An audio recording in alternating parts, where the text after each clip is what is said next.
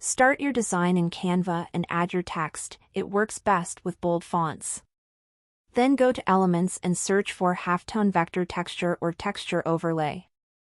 Choose one you like, and make sure you can change its color. It's a vector. Change the color of the texture to be the same color of your background. Position the texture over your text. Now you have a cool texture applied over your text.